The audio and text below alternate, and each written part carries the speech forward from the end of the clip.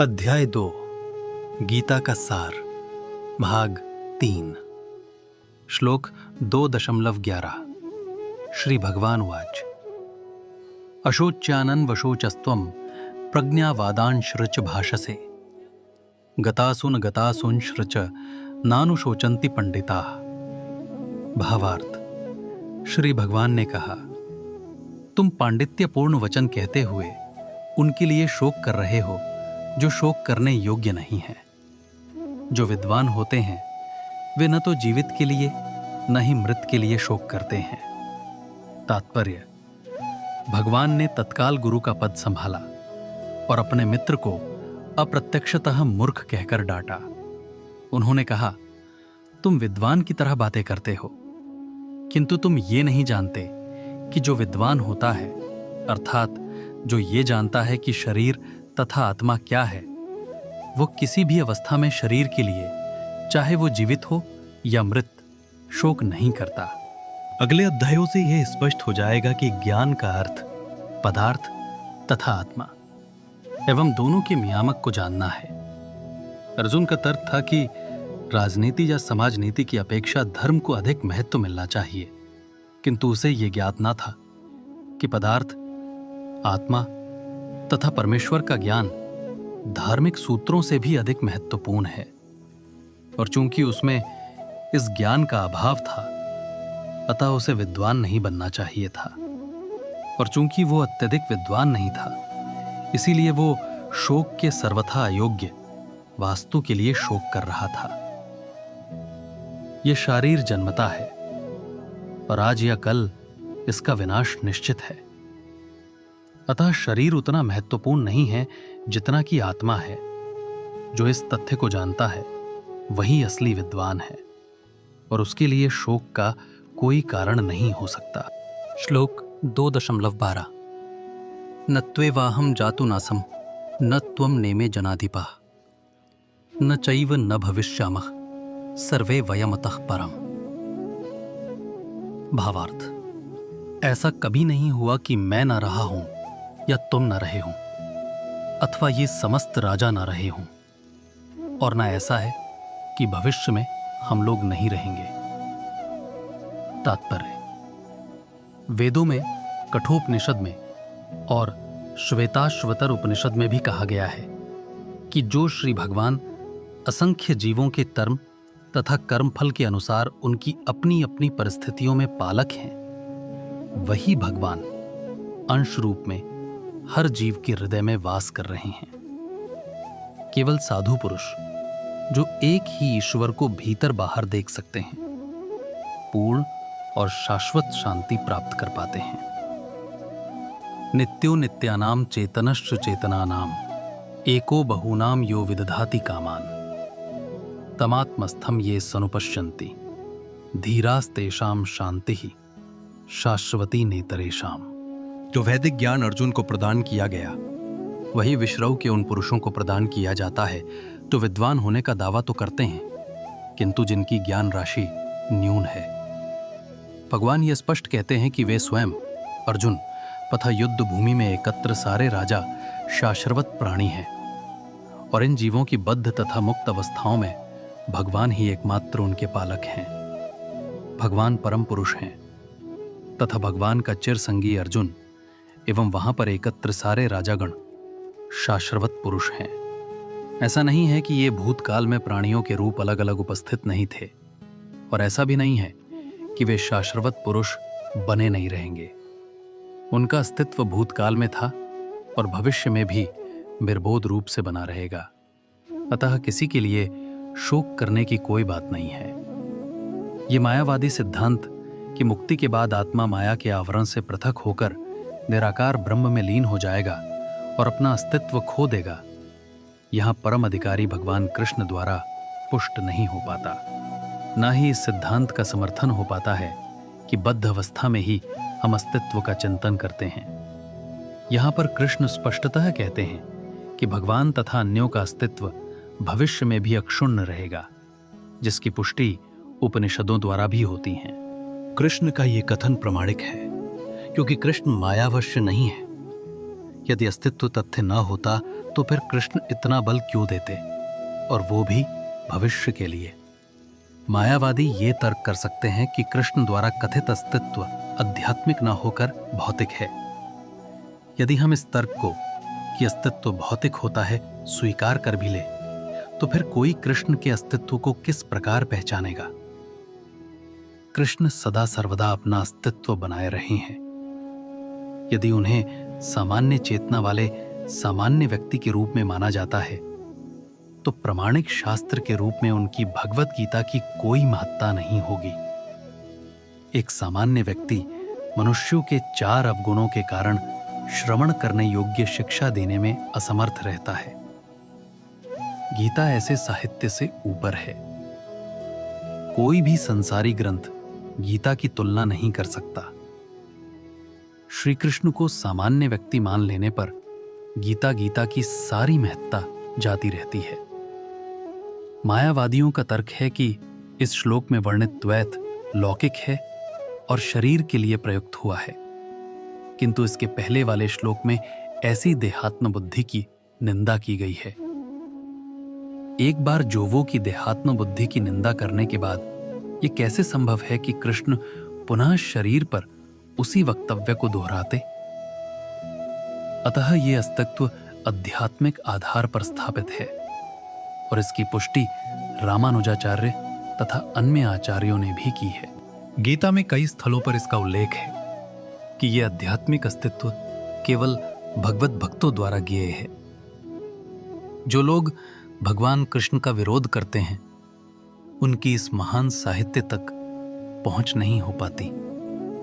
अभक्तों द्वारा गीता के उपदेशों को समझने का प्रयास मधुमक्खी द्वारा मधुपात्र चाटने के सदृश है। पात्र को खोले बिना मधु को नहीं चखा जा सकता। इसी प्रकार भगवत गीता के रहस्यवाद को केवल भक्त ही समझ सकते हैं, अन्य कोई नहीं। जैसा कि इसके 4th अध्याय में कहा गया है, नहीं गीता का स्पर्श ऐसे लोग कर पाते हैं जो भगवान के अस्तित्व का ही विरोध करते हैं। अतः मायावादियों द्वारा गीता की व्याख्या मानो समग्र सत्य का सरासर भ्रामक निरूपण है। भगवान चैतन्य ने मायावादियों द्वारा की गई गीता की व्याख्याओं को पढ़ने का निषेध किया है और चेतावनी दी है कि जो कोई ऐसे मायावादी दर्शन को ग्रहण करता है, वो गीता के वास्तविक रहस्य को समझ पाने में असमर्थ रहता है।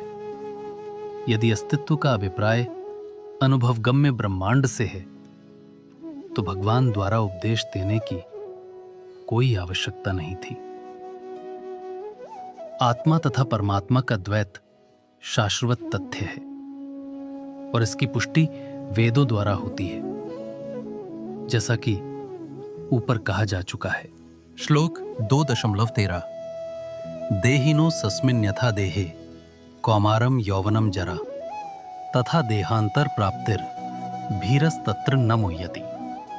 भावार्थ: जिस प्रकार शरीरधारी आत्मा इस वर्तमान शरीर में बाल्यावस्था से तरुणावस्था में और फिर वृद्धावस्था में निरंतर अग्रसर होता रहता है, उसी प्रकार मृत्यु होने पर आत्मा दूसरे शरीर में चला जाता है। धीर व्यक्ति ऐसे परिवर्तन से मोह को प्राप्त नहीं होता। तात्पर्य: प्रत्येक जीव एक व्यष्टि आत्मा है। वो प्रतिक्षण अपना शरीर बदलता रहता है, कभी बालक के रूप में, कभी युवा तथा कभी वृद्ध पुरुष के रूप में।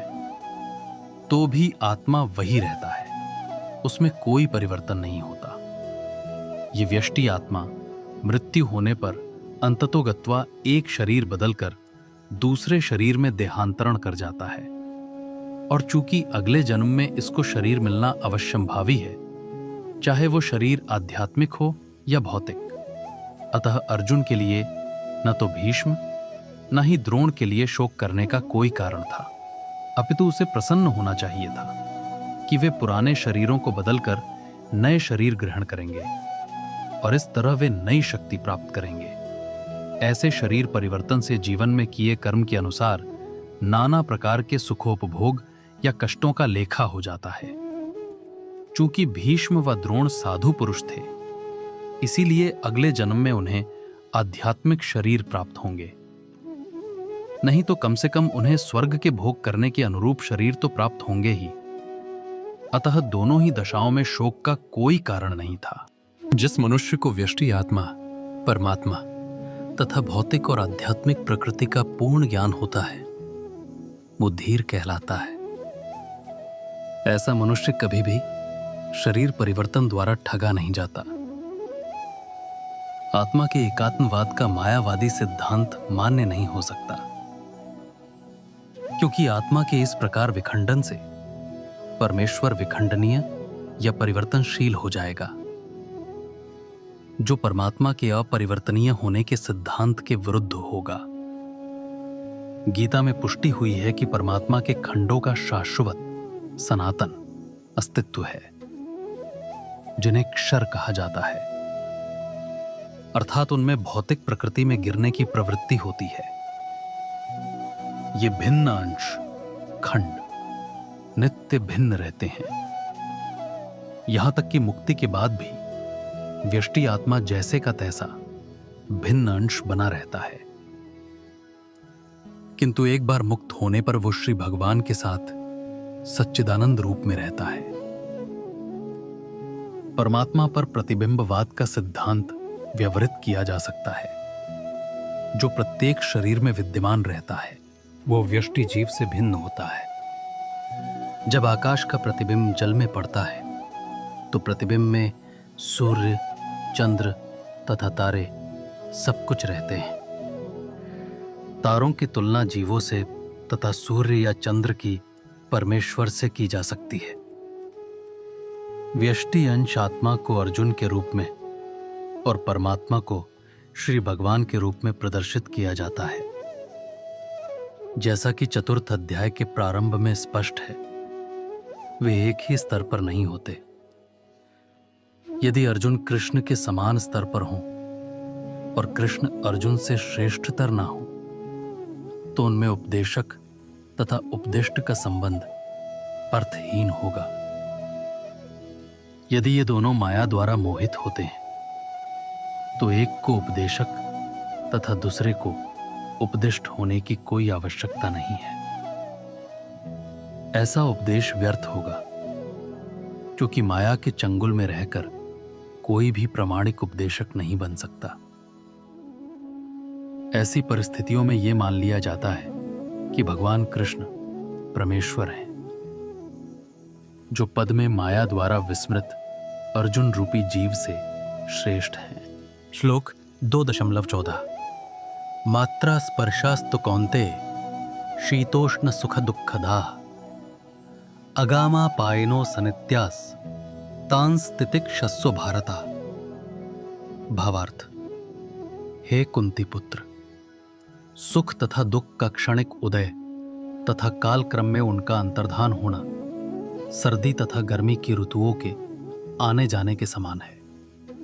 हे भरतवंशी, वे इंद्रिय बोध से उत्पन्न होते हैं और मनुष्य को चाहिए कि अविचल भाव से उनको सहन करना सीखे।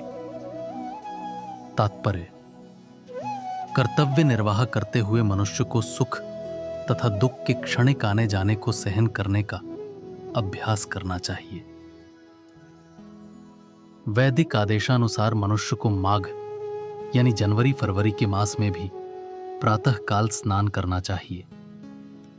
उस समय अत्यधिक ठंड पड़ती है, किंतु जो धार्मिक नियमों का पालन करने वाला है, वह स्नान करने में तनिक भी झिझकता नहीं।